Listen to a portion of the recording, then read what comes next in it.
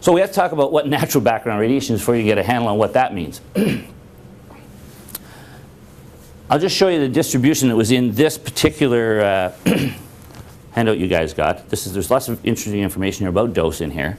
One of the graphs they show is how much radiation dose pilots get, number of pilots that get exposed to the different dose ranges over the year, the annual dose. So 0.5, 1, 2, 3, 4, 5 millisieverts of dose. The average exposure in Canada from natural background radiation is 2 millisieverts. So you go here, it's about 2 millisieverts. You know, almost 600 pilots on average will get twice natural background radiation. The biggest sort of group is about here, over 900 are in the range between 2.5 and 3 millisieverts, and there's a few people out here. You get up to about 4, 4.5. If you actually look at it, I'm trying to do this so we don't, you look at some of these sort of summary slides. If you look at the Air Canada results for 2009, based on this information, I put the reference here, 100% of people were below 6 millisieverts dose per year. Now 6 millisievert dose has been set by some regulator, presumably Transport Canada or something, that says this is an intervention level. Now, I have no idea what an intervention level means. It just means someone better talk to somebody about something, presumably, if you get this dose. It's actually a labor level. Okay, so it's a labor thing. All right, so what you do, I don't know, but what you do when you get to that level is probably interesting, because most people don't know what that means, including your physician or anybody. No, so it just sort of says, oh, you got that dose, probably we might want to restrict you from flying whatever, right? I don't know. Yeah. No one's near that, so we don't have to worry about it, and at least at this stage, and I don't think anyone will get above it. It's a really low dose of radiation, but nonetheless it's been set that way. For nuclear workers in the nuclear business, we set it at 20 millisieverts a year. So that's the dose you can get every year for 5 years. The highest pilot got 4.8. And the other thing that was pointed out in this brochure was that pilots flying polar routes on the 777 were not more exposed. And it's probably because they fly at lower altitudes. You guys know more about that than I do. Right. So if you're flying at lower altitudes, you're getting less cosmic radiation. So presumably, all right, where are we here? So this is another interesting graph they showed. And when you first look at it, you go, oh, the annual dose against percentage of pilots that get this dose. And if you look here, the tallest one is 62.5% of pilots get somewhere between 2 and millisieverts when they fly the 777. Okay? So you say, oh, that looks like it's the highest thing. But that's actually not the highest dose, right? That's just telling you that most people are in the lower dose range of 2 to 3, which is, again, just 1 times more than you naturally get here in Canada. I'm going to tell you about what people get in other places of the world in a minute. So keep in mind 2 is the number we get in Canada. 2 is where most of your pilots are getting their dose. And is that additional to the 2? Yep. So that's over top of background? That is what they get from flying, yeah. That's their occupational exposure. Right. And then, of course, you got out here where you get the 4 to 5, and I think the number 1 guy with 4.8 was flying the EMJ, Embraer. Yeah. So there's your sort of distribution of what people get. So now this dose is not measured. That's another important thing you have to understand. Because it's complicated with all the different types of radiation, the altitude you fly at, the time you're at that altitude, so on and so forth, there's very complicated models that are created to reconstruct this dose that you're getting. And that's what this brochure was about, is reconstructing the dose, the effective dose that people are getting from flying in these aircraft for time, distance, elevation, altitude, etc. So that's it there. It's a fairly nice graph. It says to me that everybody is getting really low amounts of radiation overall from a biological perspective. So let's talk just real briefly about some people that don't have the atmosphere to protect them. I was fortunate enough to go down to the STS-118 launch that they had a few years back with the space shuttle. I have Chris Hadfield here, who now is the commander on the International Space Station, or he was, or he's about to do it. He's about to be. He's signing a bottle of Vineland Estate Riesling for me. So, and now, the reason I did that is because I wanted to bring it back to my friend who makes the wine there. My friend back there, the winemaker. And I met Julie Payette at the same time. But really, the reason I was down there was to deal with Dave Williams, who is the Canadian astronaut, which is right here. And Dave was going up. And what we were doing was we were part of a study where we were taking blood samples from astronauts before and after they go into space to look at what type of effects the space radiation has on them without the shielding of the atmosphere. And these guys are up there for quite a long time. They don't have any shielding. And we do see effects in some of their cells when they get back. And some of the things that we're seeing in astronauts are increased incidence of things like cataracts. It's still debatable whether there's any other thing we can see, but certainly cataracts seem to be coming up in astronauts. This is just a picture of what we do. This is Dave Williams' his DNA. I'm sure he'd be happy for me to show you his DNA because he actually taught here with me for a few years. He taught at the university, and I had him come into many of my classes and talk to the first-year students about how you become, you know, an emergency room doctor, a surgeon, an astronaut, a pilot, like all that stuff on top of one after another. It gives them a little bit of inspiration when they start whining about the fact they're in first-year university. Got a ways to go. But that's his stuff. He does have, I put it up here because he does have a little issue with this chromosome. It's supposed to be that long, but it's a little longer, which is not a big deal. I won't get into that. All right, so let's talk about natural background again. Remember I said that 10% of the natural background radiation is coming from cosmic radiation on the Earth's surface. The other 90% is coming from the Earth itself. Because it was a radioactive blob when it started, all the radioactive elements on it have subsequently been decaying with time as the Earth's been formed. And this rock over here is a rock that I got from Elliott Lake. And this is a little detector that tells me if there's any energy in this rock. And I can put this on. Can you hear that beeping sound? That's just telling me that there's radiation in the room. That's part cosmic radiation, terrestrial radiation. It's picking it up. Every time that beeps, that's some kind of ionization event happening. And it's happening in your body right now too. If I put the uranium rock close to it, you'll see there's some energy coming out of this rock. Okay, so this is uranium coming out of the rock. The half-life of uranium is about 4.6 billion years old. And so the uranium that was formed, the uranium that was here when this planet formed, actually is half gone now. We worked out the Earth's age based on the half-life of uranium. So 4.6 billion years ago, we had uranium. Now we got half the uranium left because it's been decaying away. And it's on this planet and it's everywhere. And all the decay products that it takes to get from uranium, which is radioactive, down to lead, which is not radioactive, takes many, many years. 4.6 billion years to be roughly approximate.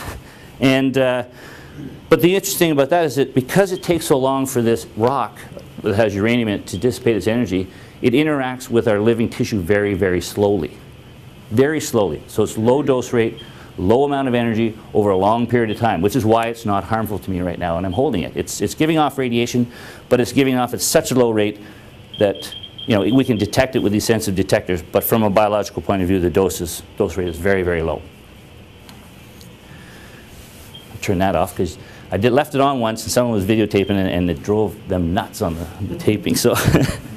All right, so this is the Earth. It's radioactive. It has all these radioactive elements on it, largely all of them coming from uranium and thorium. Well, let's talk about some dose rates that people get living on this Earth based on different proportions of these radioactive materials in our terrestrial environment. This is a picture of a place in Iran, Ramsar, Iran, and this dose rate is not because they have a nuclear program going on, maybe. I don't know. I'm just saying that this is natural background radiation. They have these naturally radioactive spas and springs that produce 200 to 700 millisieverts per year of radiation for the people living there. Now think about that. You get 2 millisieverts in Canada.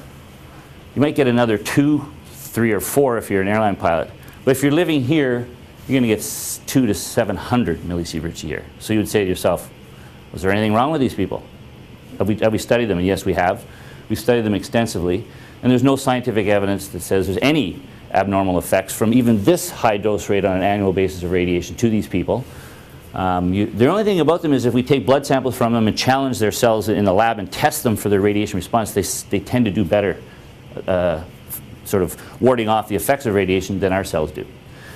A paper just came out last month talking about other abnormalities in these populations, and again showing that there is no effect on malformation, on congenital malformations and things like that. So we know that even in high areas, 100 times more than we get here, the biological effects are not being seen.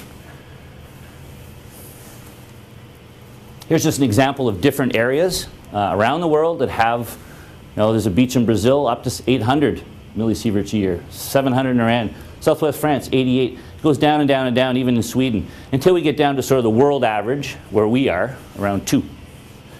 Again, what Aircrew would get would be 4. Less than actually in a year, less than what's going on in Chernobyl now if you're there for a year.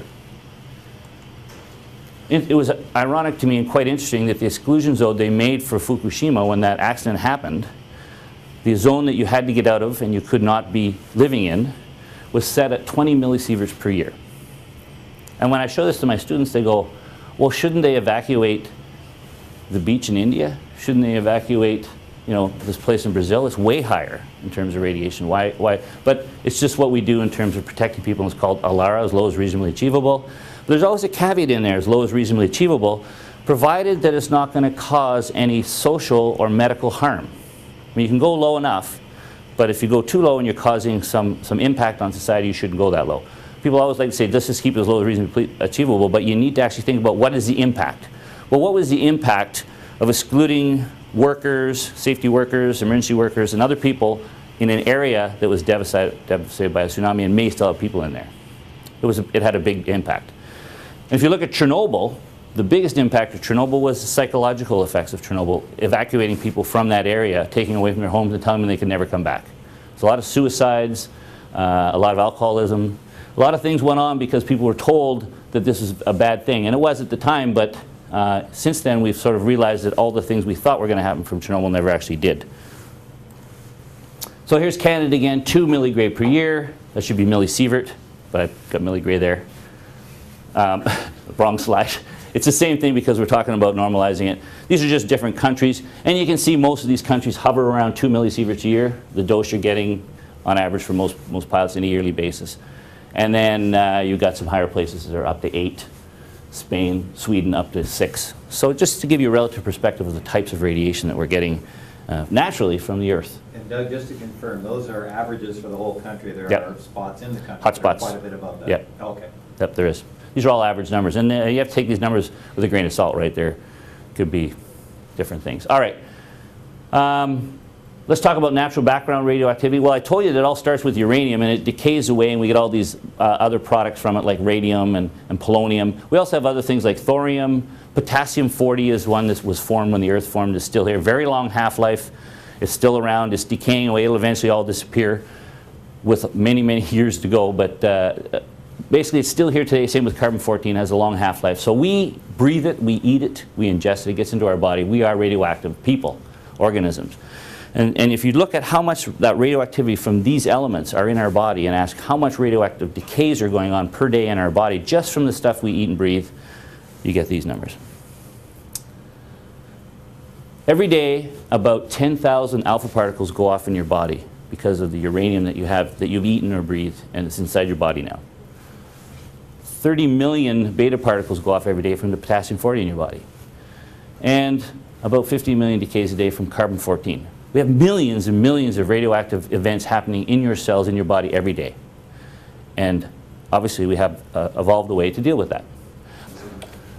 So again, I guess the point I'd like to make here is that we're radioactive organisms. We eat the stuff. We're full of it. And basically, our cells are dealing with it because if they weren't dealing with it, we wouldn't be here. So we have mechanisms we've evolved to handle both the cosmic radiation, the natural background radiation. And there'll be arguments from people that will say, well, all these things all add up and we could be overloading the system. I just want to show you what some of the things we know about. And keep in mind that if you're talking 100 times more than what we're getting from natural stuff happens in other places in the world and they do not have health effects from it, we can kind of reassure ourselves that maybe that the stuff we're getting is not that too much to worry about. Okay, I just want to talk about this just because I like putting this up and I like her t-shirt. It says, if it wasn't for carbon-14, I wouldn't date at all. So she's got obviously issues with males and she doesn't want to date. And this may have to do with lifestyle of aircrew and pilots later, but we won't get into that. We'll talk about that in terms of risk in a minute. But this is an example of when you're eating food that contains carbon, we eat lots of fiber, it contains carbon. It has both ratios of normal carbon or stable carbon and radioactive carbon. As long as we're eating, it stays in equilibrium. We have the same ratio of radioactive carbon to normal carbon. If you might remember from the slide before, I said about 15 million electrons or beta particles come off of carbon-14 a day in our body because we're eating this radioactive food. Well, if we stop eating, i.e. we die, then that assimilation of the carbon-14 and carbon-12 stops. So we're not eating anymore. So now we have two isotopes in a ratio that's like this. And the carbon-14 starts going away with time, but the carbon-12 stays the same. And the longer we wait, the less and less and less carbon-14 because we're not continuously replenishing it by eating. And that's how we date things. The further away from the ratio we started with, we are with time, the older the fossil is. And that's what carbon dating is called. Not that type of dating.